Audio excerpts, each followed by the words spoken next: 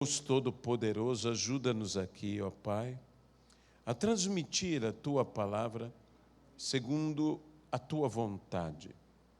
Que o Senhor fale aos nossos entendimentos e fale aos nossos corações. Que haja realmente, ó Deus, uma resposta para cada vida. Que o Senhor nos abençoe de maneira rica, abundante e extraordinária. E que toda a honra, a glória e o louvor sejam dados hoje e eternamente, unicamente ao Senhor, no nome de Jesus. Amém e amém. Eu vou convidar você, por favor, a abrir a sua Bíblia no livro de Gênesis, no capítulo de número 39, parte da narrativa sobre a vida de José. Gênesis, capítulo de número 39.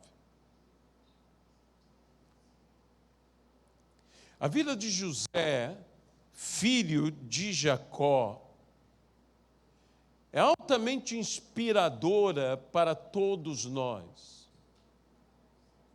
Pois desde o dia em que Deus revelou a José, e não somente a José, mas deu revelação a toda a sua casa, a casa de Jacó, do propósito, do projeto, do plano de Deus para a vida de José, que o abençoaria, que o exaltaria, que até mesmo seu pai, seus irmãos, sua mãe, se inclinariam diante dele.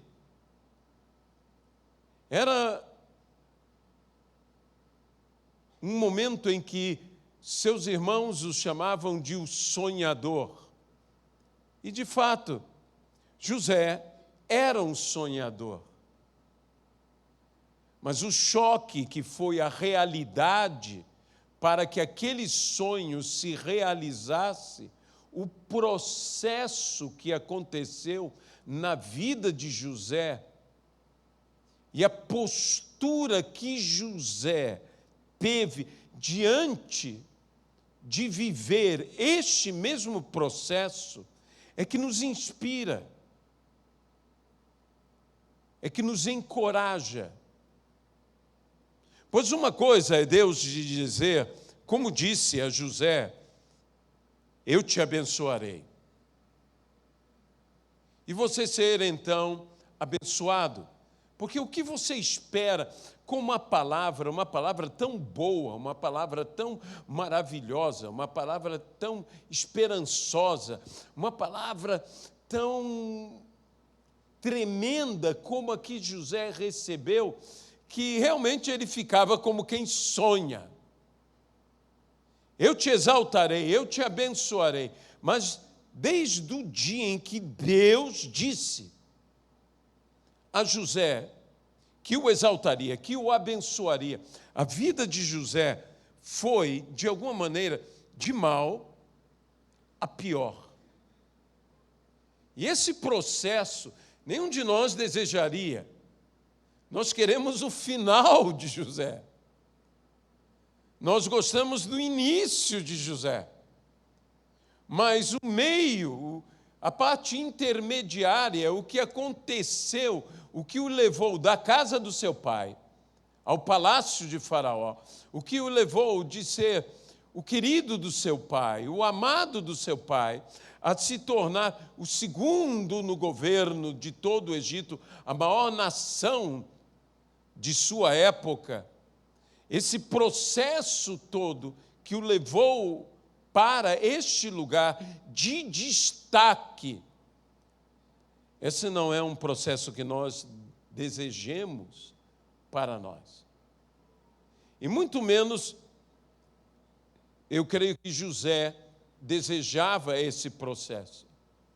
A verdade é que Deus revelou a José o propósito, Deus revelou a José aonde ele chegaria, mas Deus não revelou a José o processo. Deus não revelou a José como ele chegaria. E muitas vezes Deus nos revela o propósito, Deus nos revela aonde chegaremos, mas Deus não nos revela o processo, porque possivelmente que se Deus nos revelasse esse processo, não sei se nós ficaríamos tão contentes, se nós nos animaríamos tanto para chegarmos aonde Deus deseja que nós cheguemos. Deus disse: eu vos levarei a uma terra que mana leite e mel. Mas entre o Egito e a terra que mana leite e mel, havia um deserto. E um deserto é tudo, menos uma terra que mana leite e mel. Até a palavra deserto, na língua hebraica, é altamente reveladora, porque significa lugar onde os sonhos não são alcançados. Onde os sonhos não são alcançados. Isso é um deserto. Por quê? Porque no deserto você não tem a capacidade de semear, não tem a capacidade de cultivar, não tem a capacidade de colher. Então, os sonhos, nesse sentido, não são alcançados, porque é um lugar onde não se realizam sonhos ou cultivos. De onde eu concluo, até mesmo nesse particular, que sonhos devem ser cultivados.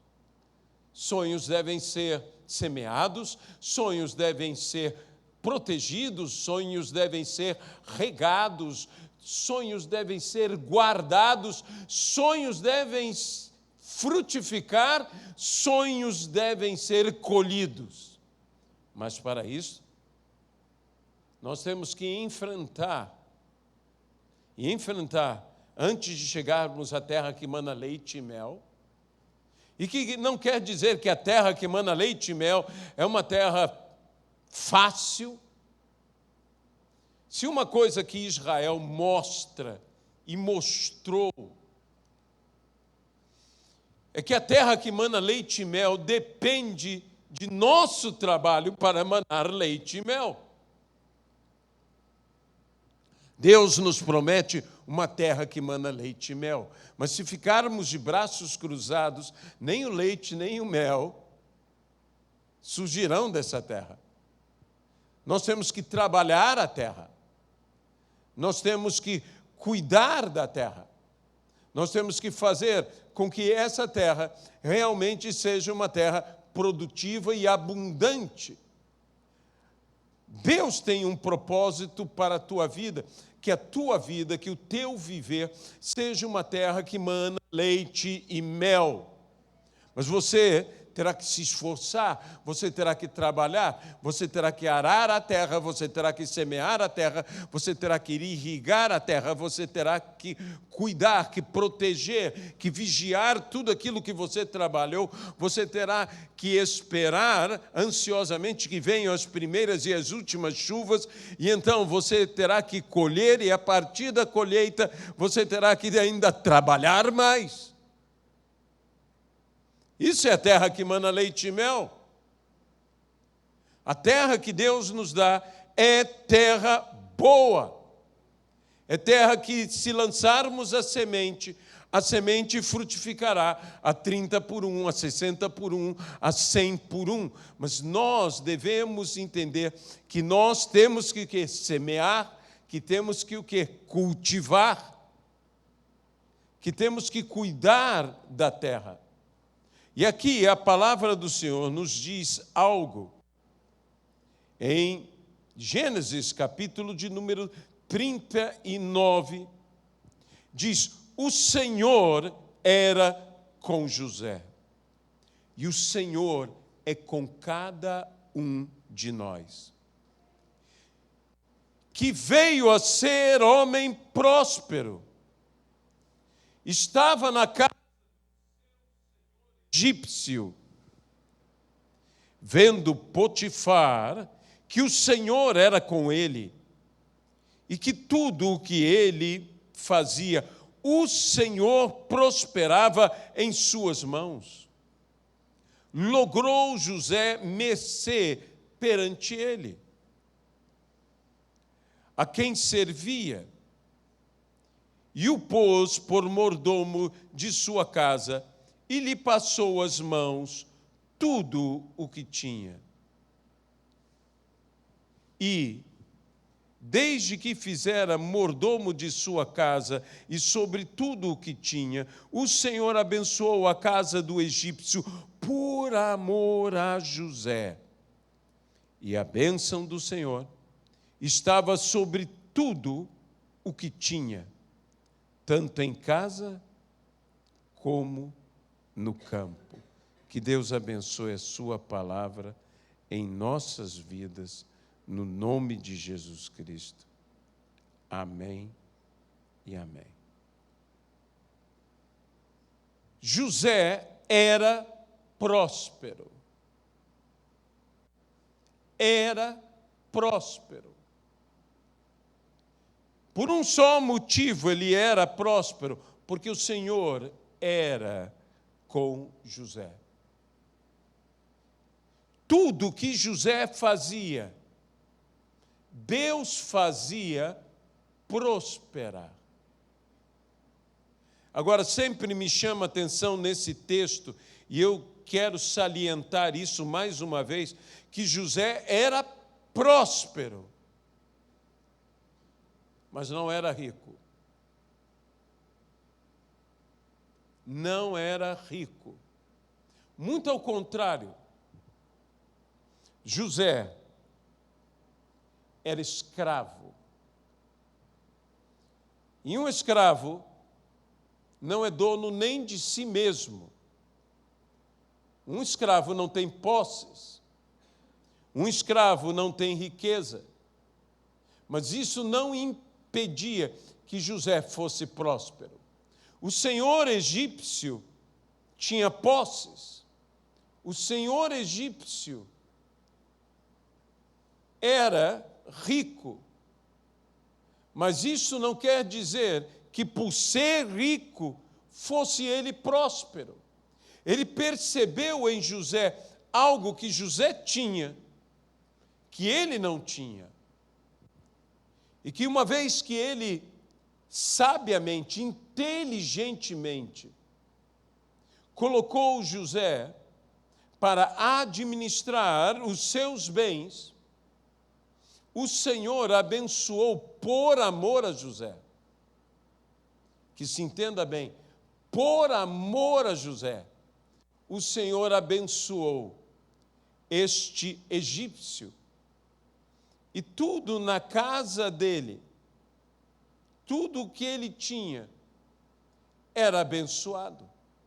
O seu campo era abençoado, sua casa era abençoada, sua família era abençoada.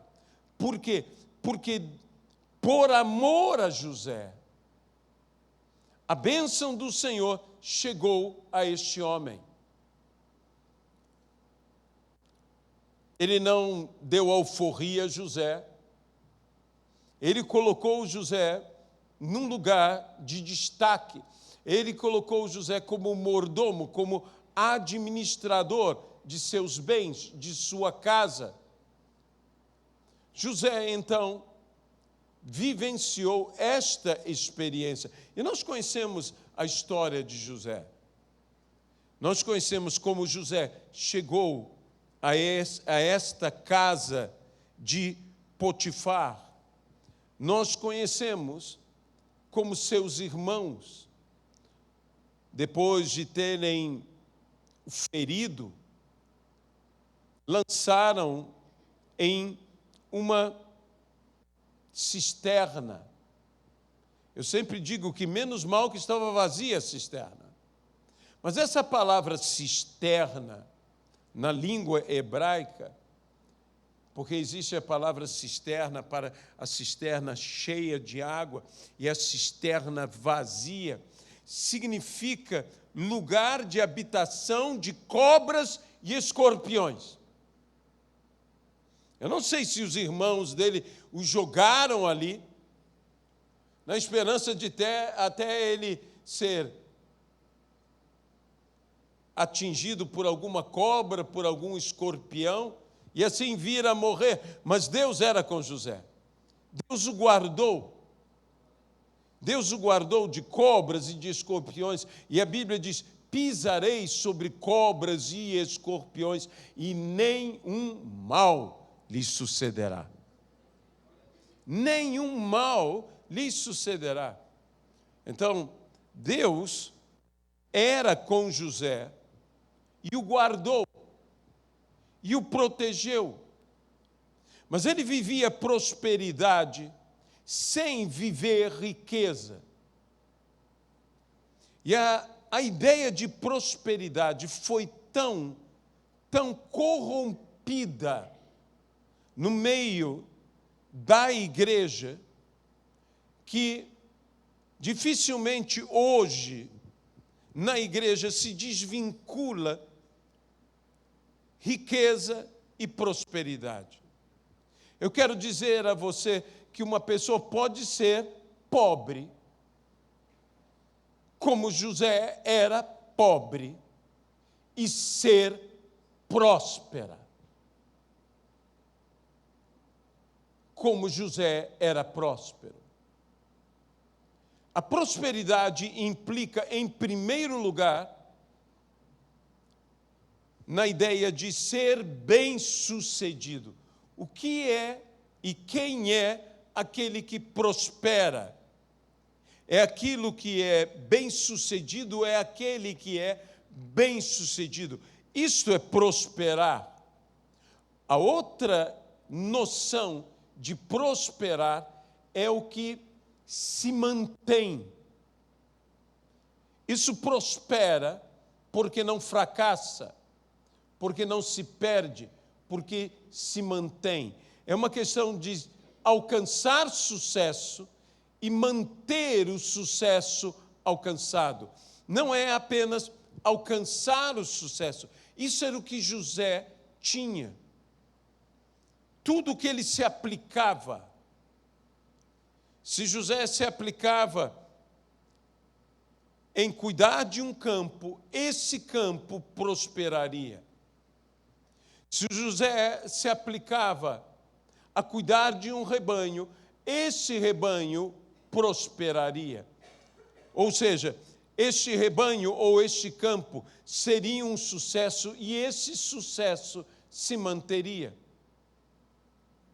Se José se dedicava a administrar uma casa, esta casa prosperaria.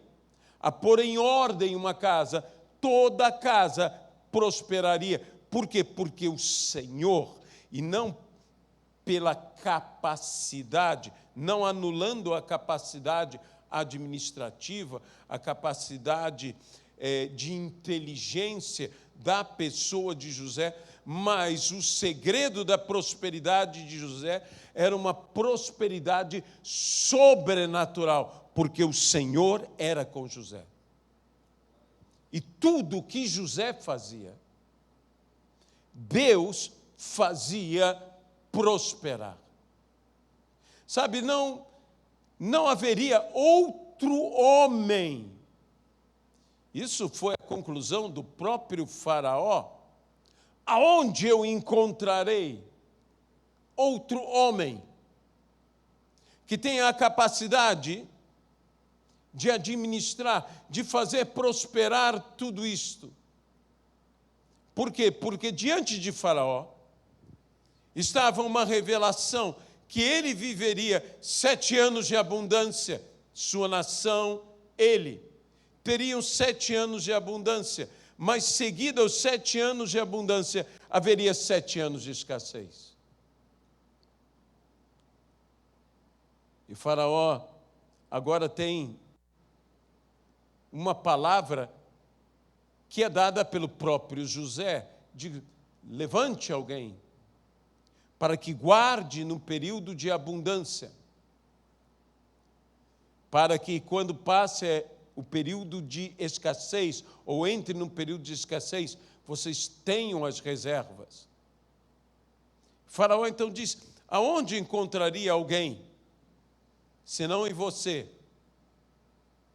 José era a pessoa ideal, tudo o que acontecia em José o capacitou, não apenas para aquela fase, mas para tudo o que viria depois daquela fase. Tudo o que está acontecendo em minha vida, tudo o que está acontecendo em tua vida, está nos capacitando para o que Deus deseja fazer na nossa vida. Está nos capacitando. José foi amado de seu pai. Quão bom é você ser amado, você ser querido. Mas isso lhe trouxe problema. Lhe trouxe problema. Muitas pessoas dizem: eu sou o queridinho. Ou eu quero ser o queridinho. Você tem ideia do que é ser o queridinho como José? Isso provocou ciúmes da parte dos seus irmãos. Ser o queridinho é muito bom quando o papai está nos tratando, mas depois haverá as consequências do que seus irmãos sentirão a teu respeito. Não pense que José também não teve suas falhas. A Bíblia diz, uma das falhas de José, que foi o que ele contava ao seu pai sobre seus irmãos. Havia um leva, um trás de José, e que isso ainda acirrou mais os ânimos dos seus irmãos contra ele, ao ponto de desejarem, inclusive, matá-lo.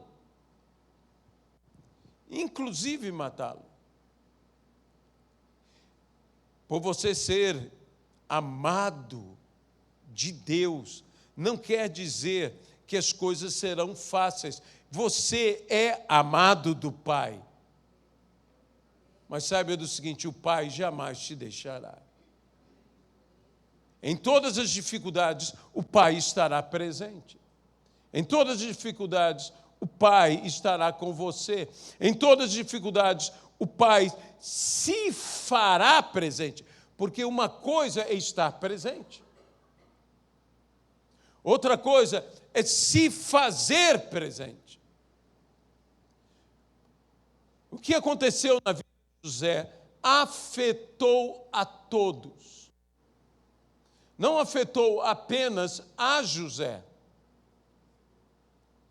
Quando nós vivemos esse nível de relacionamento, o que afeta a um, afeta a todos. A Bíblia diz que nós devemos carregar os fardos uns dos outros. E nós carregamos os fardos uns dos outros. E o problema que afeta a você, afeta a cada um de nós. Por quê? Porque nós somos um só corpo, nós somos uma igreja, nós somos a família de Deus, a igreja de Cristo.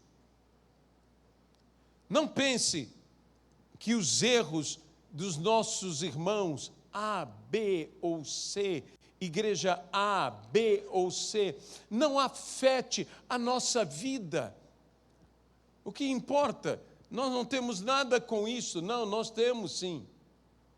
Eu sempre comparo isto à construção dos muros da cidade de Jerusalém. Na realidade, a reconstrução no livro de Neemias. Cada família era responsável por uma seção do muro. E então, aquela seção, ele deveria construir e construir bem construído, mas haveria um momento em que chamemos tijolo com tijolo se uniriam. E eu que estou aqui, digamos, no meu trabalho, ou você que está no seu trabalho, nós estamos edificando a seção que nos compete, mas uma hora, o trabalho da família da direita, o trabalho da família da esquerda, vai se unir ao nosso trabalho.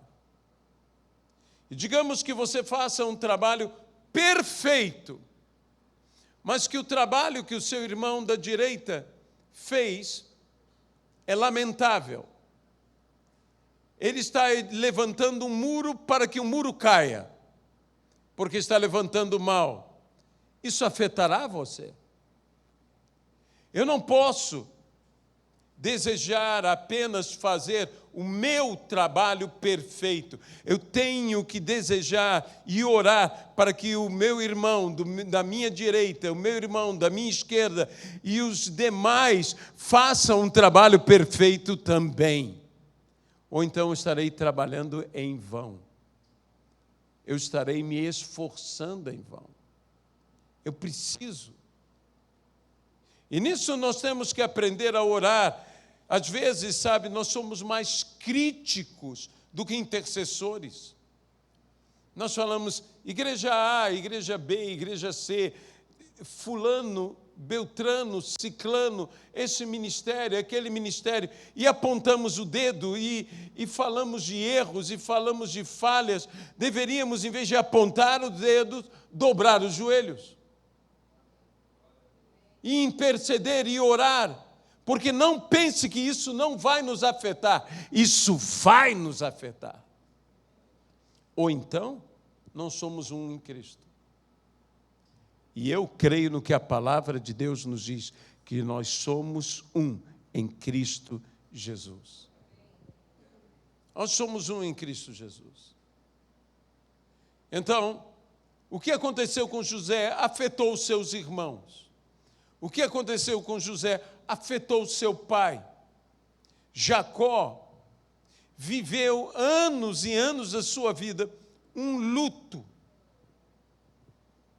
Ele mesmo disse, quando olhou a veste, a túnica, manchada de sangue, que ele mesmo presenteara a José, ele diz: descerei eu ao túmulo com meu filho.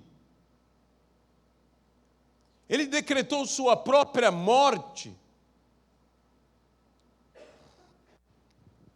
E a Bíblia diz que todos tentaram consolá-lo, mas ele se recusava a ser consolado.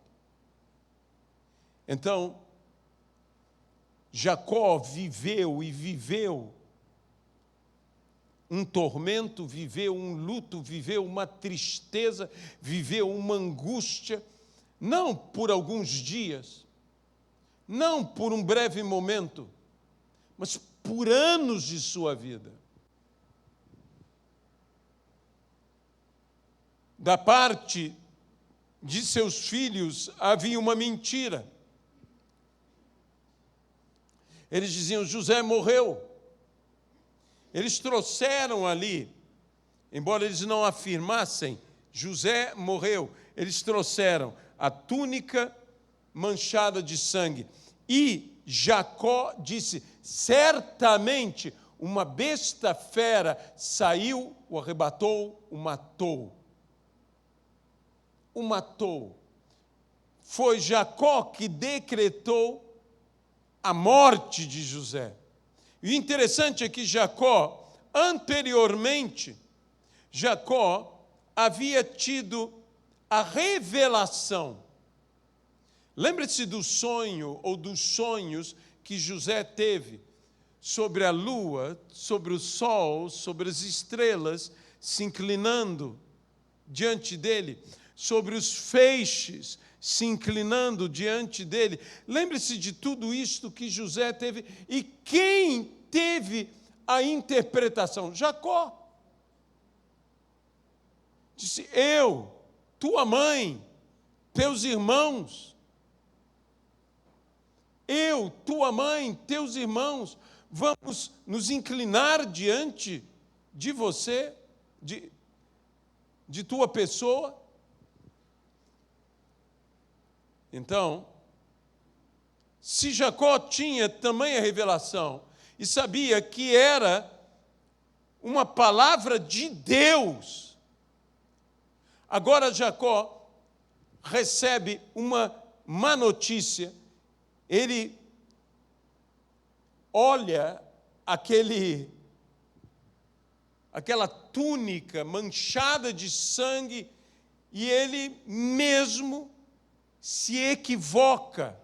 Meus irmãos, deixe-me dizer uma coisa: equívocos podem ser tão destrutivos, e até mais, do que mentiras. Porque uma mentira é algo que, pelo menos, quem a cria sabe que não é verdade. Mas um equívoco, quem o cria pensa que é verdade.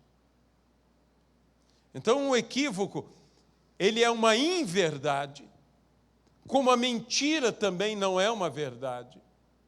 Mas aquele que chega à conclusão, aquele que cria o equívoco, o que se equivoca, ele crê que aquilo é verdade. E enganado, como a Bíblia diz, que ninguém vos engane. E um dos piores enganos que podem acontecer é quando nos enganamos a nós mesmos, nos equivocando. Que ninguém vos engane. Jacó, então, viveu anos, décadas, um sofrimento. Por quê? Porque ele creu equivocadamente que seu filho estava morto. Mas Deus estava com José. Deus estava com José. Ele não o sabia. Até o dia em que os filhos de Jacó retornam do Egito com as boas notícias. E mesmo com essas boas notícias, custou a Jacó poder crer. Foi necessário que Judá chegasse a Jacó e falasse com Jacó e dissesse e mostrasse as provas: teu filho vive. José está vivo. Aqui Jacó dá um grito. A narrativa bíblica nos fala que Jacó grita, ele brada, ele diz: basta! Aquele basta era um basta de tudo o que ele viveu, de todo o tormento, de toda a dor, de tudo que ele havia experimentado naqueles anos todos, de todo o seu luto. Ele diz: basta! Meus irmãos, há um momento que pela fé você tem que gritar um basta. Um basta. Um basta. Jacó disse basta. E diz: reviveu-se-lhe a alma, reviveu-se-lhe o espírito. E desse ponto em diante, não se fala Jacó, e diz: e disse Israel. Israel. Ele se levanta com a mesma unção, com o mesmo poder, com a mesma autoridade do dia em que Deus o abençoou e o chamou de Israel. Ele disse: basta, eu irei e verei o meu filho. Eu irei e verei o meu filho. Hoje é um dia que eu oro ao Senhor, que você converse com sua própria alma. Diz a palavra do Senhor nos Salmos, que Davi assim disse à sua própria alma: por que estás abatida dentro de mim? Por que te angustias, ó minha alma, espera em Deus, aleluia, pois ainda o louvarei. Nós estamos vivendo uma realidade não apenas individual, não apenas pessoal, nós estamos vivendo uma realidade mundial. Mundial. Nós temos que entender que nós estamos numa crise mundial. Mundial. Nós estamos vivendo um ambiente de lutas semelhantes, não igual, semelhante ao que foi a Primeira, a Segunda Guerra mundiais. Há crises. Há crises. E nós temos que saber nos posicionar diante de todas essas crises. Meus irmãos, quando você vive uma crise neste nível, e que, no mínimo, porque somos pessoas de bom coração, que deveríamos ser, você hoje em dia, na nossa nação, nós já temos 30% da nação com insegurança alimentar. Eu não estou falando sobre moradia, eu não estou falando sobre outras coisas. Estou falando de insegurança alimentar. Isso quer dizer, de cada 10 brasileiros, 3 brasileiros não sabem se podem comer.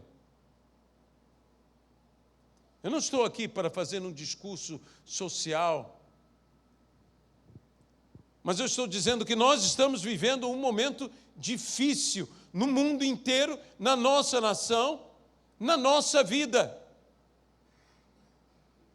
E se Deus não nos abençoar no meio da provação, ai de nós. Por isso eu escolhi esse texto. Porque José era escravo, mas era próspero. A crise e a realidade da tua vida não vão impedir a prosperidade que Deus tem para a tua vida.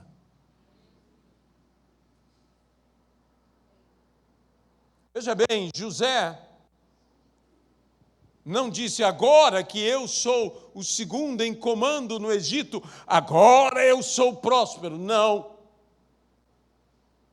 Durante a crise, sendo escravo, depois de escravo, sendo prisioneiro, ele continuou sendo próspero. Essa é uma prosperidade que vai estar em você e que ninguém, nem a vida, nem os homens vão poder tirar de você. Porque Deus é contigo. Deus é contigo na escravidão. Deus não é contigo apenas no governo. Deus é contigo na escravidão. Deus é contigo na prisão. Sabe, José, em algumas de nossas igrejas, não poderia dar nenhum testemunho. Imagine José chegando e alguém falando, olha, está aqui José. Deus é com ele. Deus é com ele? Uau! Como é a vida dele? Bem, ele é um escravo. Como? Deus é com ele. Está aqui José. Deus é com ele. É com ele? Sim. Ele é um escravo e ele é prisioneiro. Quantos parariam para ouvir a José? Para ouvir o que José tinha para falar a respeito de Deus. para ouvir o testemunho de José.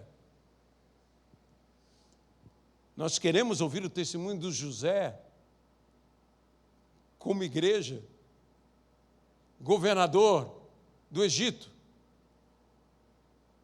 Mas deixe-me dizer, José já era próspero como escravo e como prisioneiro.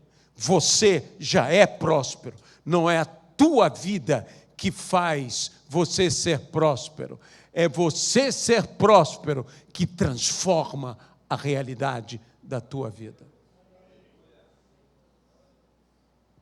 A Bíblia diz que Jesus veio. Jesus não veio para que eu tenha um apartamento de luxo. Jesus não veio para que eu tenha um carro 0 quilômetro, último modelo, o melhor que existe. Jesus não veio para que eu usasse roupas de grife. Nada contra ter um bom apartamento, nada contra ter um bom carro, nada contra ter boas roupas, mas Jesus não veio para isso. Jesus veio para me libertar, para me transformar, para mudar esse homem interior. Que ainda que meu homem exterior se corrompa, o meu homem interior se renova. É para isso que Jesus veio, para me fazer filho de Deus, para me dar vida, e vida em abundância. Infelizmente, alguns transformaram esse texto e colocaram assim, para me dar vida, e vida com abundância. Sabe, Jesus não veio para que eu tivesse abundância na vida, e sim abundância de vida. É uma grande diferença entre ter abundância de vida e abundância na vida. Eu estava vendo, e hoje pouco se fala, sabe? Pouco se mostra da tragédia que está acontecendo na Ucrânia. Parece até que a guerra acabou. Os noticiários já não falam como você se lembra do início, todo dia, toda hora, todo momento. As tragédias continuam acontecendo, a guerra continua acontecendo. E sabe, quando você está vivendo uma guerra como aquela guerra, quando você está vivendo um momento como aquele momento, as coisas mudam completamente, os valores das coisas mudam completamente. Você se atém a coisas mais essenciais. A família toma outro valor. A vida toma outro valor. Um copo de água toma outro valor. Um prato de comida toma outro valor. Deixa-me dizer uma coisa agora. A religião toma outro valor. Porque quando você não tem esperança, quando você não tem visão de futuro, a única coisa que pode te dar esperança é fé. E algo está acontecendo naquela nação porque as pessoas estão indo às igrejas, sejam as ortodoxas, sejam as católicas, sejam as evangélicas, estão indo às igrejas, estão procurando o quê? Estão procurando esperança, porque eles estão vivendo num mundo sem esperança. É uma guerra. E esse tipo de evangelho que tem sido pregado nos últimos anos na igreja, na nossa nação especialmente, não querendo aqui apontar o dedo para ninguém, e vendo que alguns estão sendo seduzidos por isso, estão sendo levados por isto. Esse tipo de evangelho não responde às necessidades das pessoas. Quando Jesus caminhou no nosso meio, Quando Jesus caminhou em Israel, como era a vida de Israel?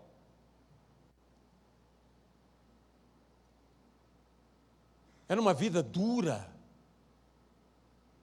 era uma vida difícil, era uma vida de incerteza alimentar.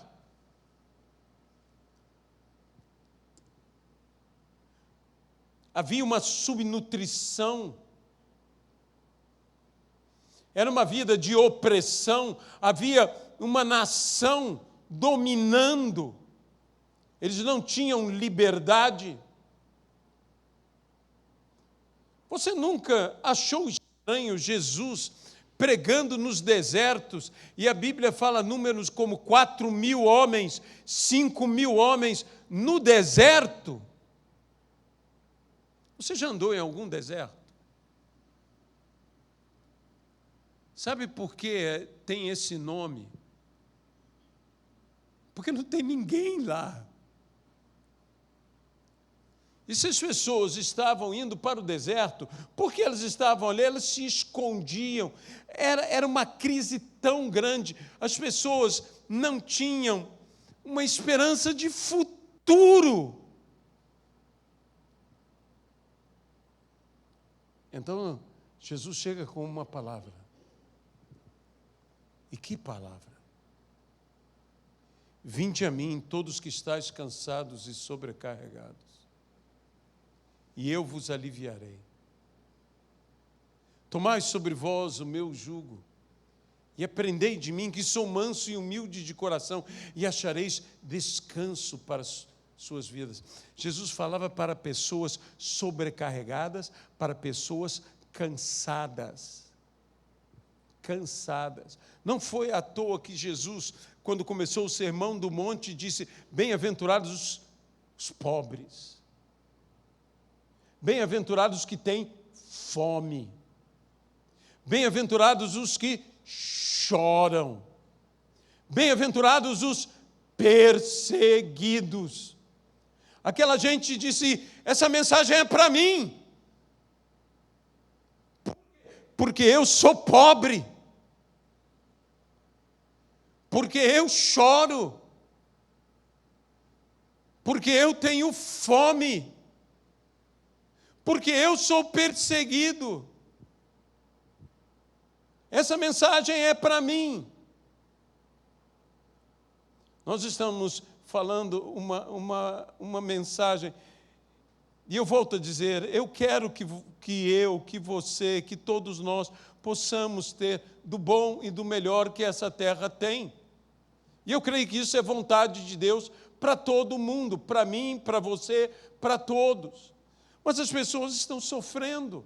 As pessoas precisam entender que não é a condição dela, que não é o fato delas estarem e vivendo como governador do Egito que a faz próspera. É o fato de Deus estar com elas que a faz próspera. Deus está contigo. Deus está contigo. Comece a dizer um basta. Eu sei o que nós queremos, pastor, eu quero solução. Eu preciso de uma solução. Sabe, muitos de nós estão se levantando de madrugada, nervosos, e o que estão dizendo? Estão virando-se para os céus, estão falando com Deus. Deus, eu preciso de um milagre.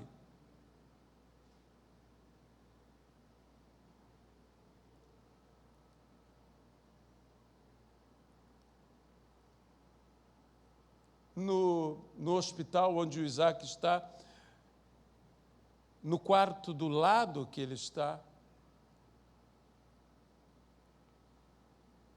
há uma placa celebrando a vida de uma criança, 6 anos. 6 anos.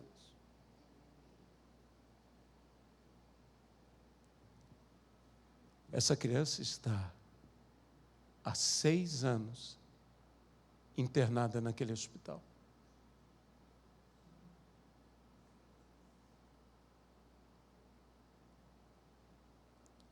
Cada dia que chegamos a uma pequena melhora do Isaac, cada vez melhor, aquela criança está no mesmo estado há 6 anos.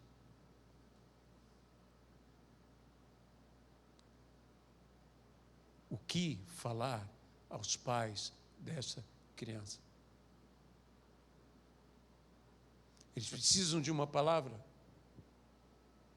E é do momento que a igreja tem que ouvir, a igreja tem que falar, que não é as circunstâncias da sua vida que o fazem ser abençoado ou próspero. A verdade é que Deus presente na tua vida é que te faz ser abençoado e próspero. E a tua vida pode estar como uma prisão, a tua vida pode estar como uma escravidão, mas Deus está contigo e você é próspero no meio da escravidão, no meio do sofrimento, no meio da dor. Você continua sendo próspero e tudo que a tua mão fizer prosperará. Nós precisamos pregar o evangelho verdadeiro, o evangelho real. É muito mais sedutor dizendo: venha para o Senhor Jesus, tuas contas todas serão pagas, você enriquecerá, você vai morar em tal lugar, vai ter tal coisa, vai ter isso, viagens, uma vida de luxo. E Jesus não morreu na cruz para que eu tivesse uma vida de luxo.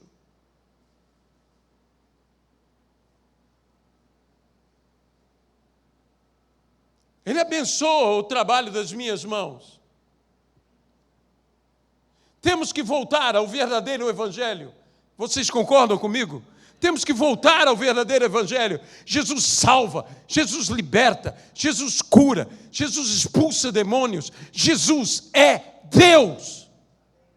Meu Deus não é o ouro, meu Deus não é a prata, meu Deus criou os céus e a terra. Meu Deus é o único Deus. Jesus Cristo é o nosso Deus. Temos que voltar a chamar Jesus de Deus. Você quer que o nome dele tenha autoridade na sua vida? Reconheça a autoridade dele. Reconheça. Por que eu escolhi esse texto? Porque esse texto me mostra que não são as circunstâncias da vida, não é a realidade ao redor da minha vida que me faz ser próspero. É Deus em minha vida. É Deus em minha vida. Tudo que acontece a cada um de nós, tua luta no teu trabalho, tua luta na tua casa, tua luta no teu corpo, tua luta no corpo dos que você ama, tudo isso tem um propósito, é um processo de Deus trabalhando a tua vida, porque há algo glorioso te esperando lá na frente. Algo glorioso te esperando lá na frente. Mas não é fácil estar no vale. Não é fácil caminhar no vale.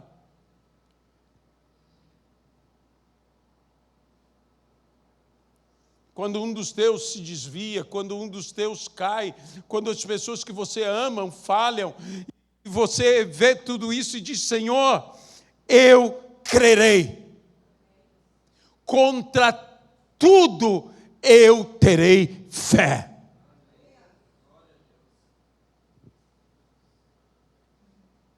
Nós falamos muito de Abraão, pai da fé. Não foi fácil. Deus dá uma palavra a Abraão: de Ismael eu cuido. De Ismael eu cuido.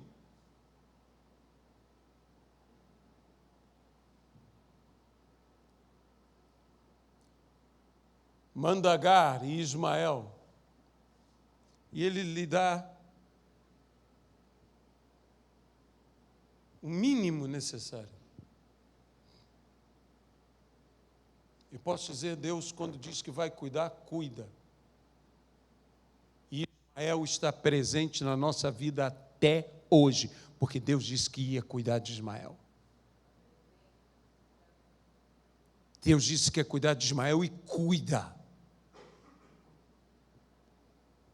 E se você olha o que é a descendência de Ismael, é gigantesca. É gigantesca.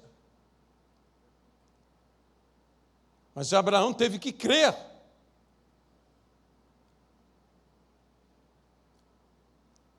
Você é capaz de crer que Deus vai cuidar do teu Ismael? Que está longe dos teus olhos, que está fazendo não sei o quê. Mas se Deus disse que vai cuidar de Ismael, deixe-me dizer uma coisa, Ele vai cuidar de Ismael, e Ismael será grande. Deus não cuida apenas do Isaque, do filho de Sara. Deus cuida de Ismael, filho de Agar, porque ambos são filhos de Abraão, e Deus prometeu abençoar toda a descendência de Abraão, até nós. Nós temos a bênção.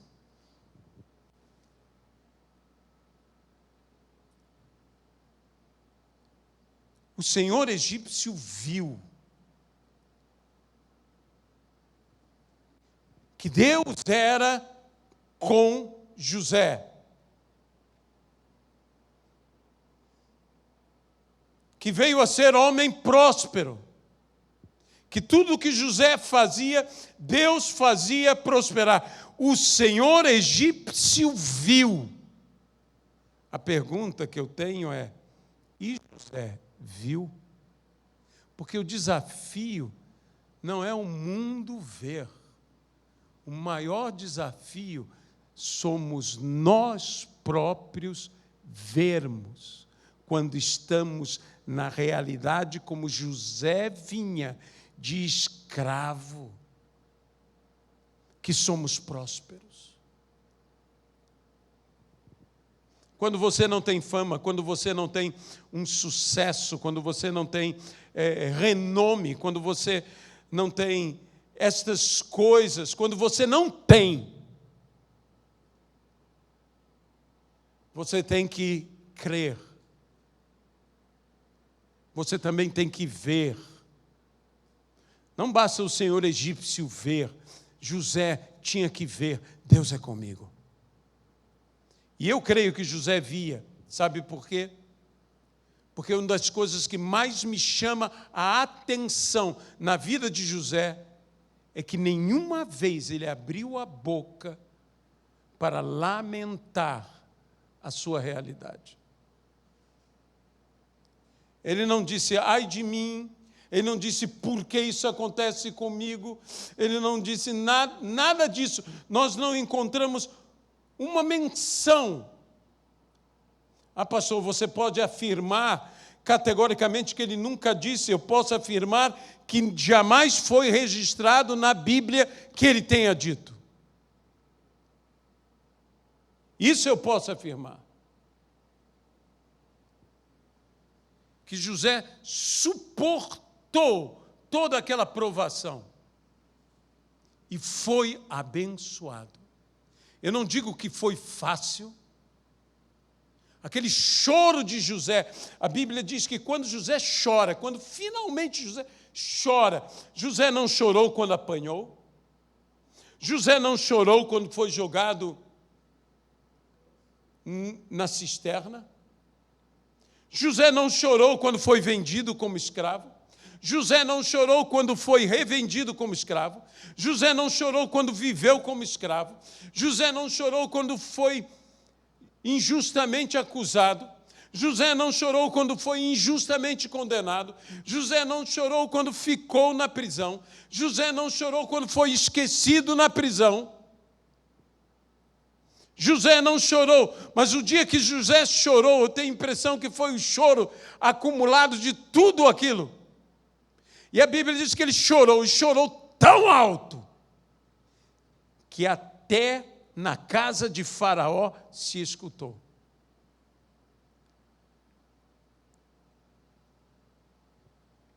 José deu um grito libertador, foi um choro libertador, um choro que estava ali contido anos.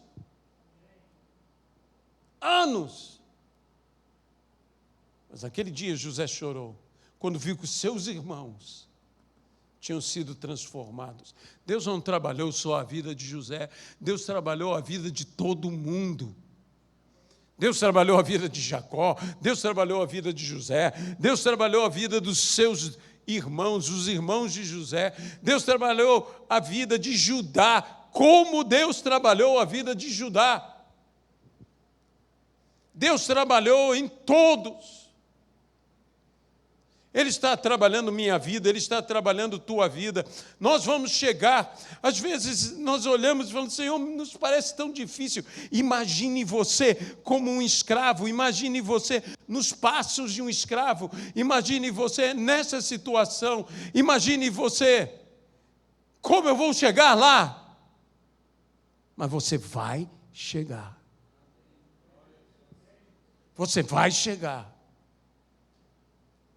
Eu peço que o Senhor traga à tua memória todas as promessas. Traga à tua memória todos os sonhos.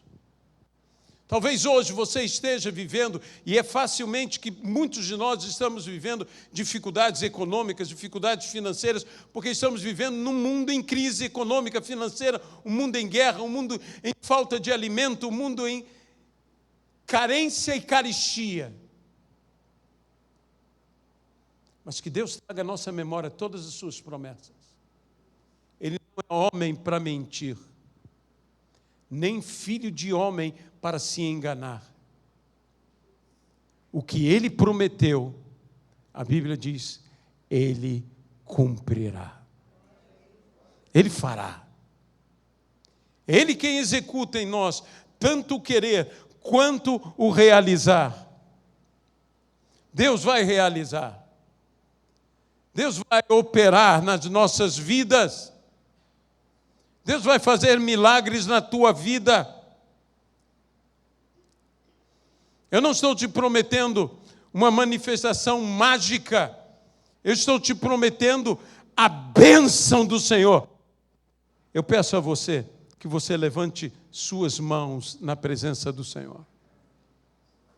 A Bíblia diz que o Senhor abençoou toda a obra de suas mãos. Você vai prosperar, porque você é próspero. Não é porque você prospera que você é próspero, porque você é próspero que você prospera. Você vai prosperar no nome de Jesus Cristo. O Senhor vai operar na sua vida. Vai fazer coisas maravilhosas no teu viver, agora, pelo poder do nome de Jesus Cristo. No nome de Jesus Cristo. O Senhor traz, Senhor, ainda que estejamos vivendo a escravidão, ainda que estejamos vivendo a prisão, isso não rouba de nós a presença do Senhor que é conosco. O fato do Senhor ser conosco nos faz prósperos.